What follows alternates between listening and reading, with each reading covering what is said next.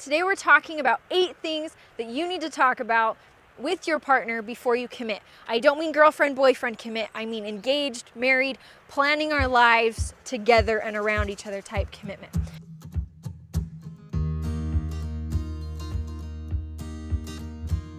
So first is insecurities and fears. Anything that you or your partner are nervous about, you should talk about before you enter that relationship.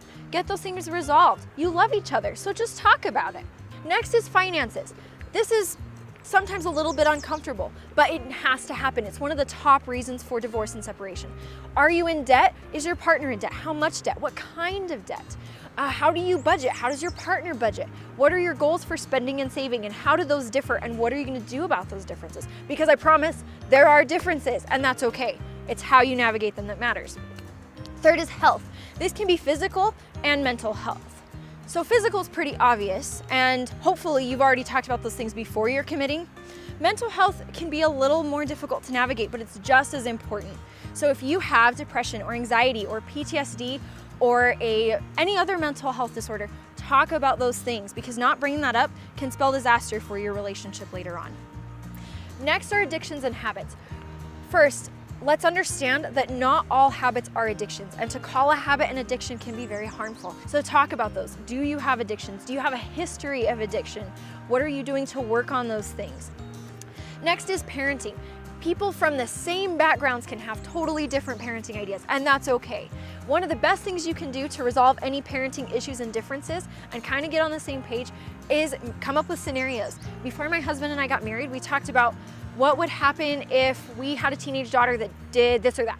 What would happen if we had a little boy that did this or that? What would happen if we had a special needs kid or this or that? What would happen if we were infertile? And that one's come true, and we've had to navigate that. But we talked about it before, and that's made it so much easier to resolve later. Religion. Now, if you are of different religions, that can be hard, and you do have higher chance of divorce and separation. But again, what are you doing to navigate those differences? Talk about that. Additionally, and this is something we don't talk about, people who are in the same religion but have different commitment levels have similar divorce rates as well. Next are politics. This is basically the same thing as religion. Are you of the same political affiliation? Or are you of the same, but one of you is an activist, one of you is very passive? Again, how are you going to navigate those differences? What are your expectations, and what will you do about it? Make sure that you come up with scenarios and talk about those things. Last but not least is sex. Talk about sex. Now, this isn't a one-time conversation, okay? And this doesn't matter if you are waiting till marriage or if you've had sex 1,000,005 times. That's irrelevant.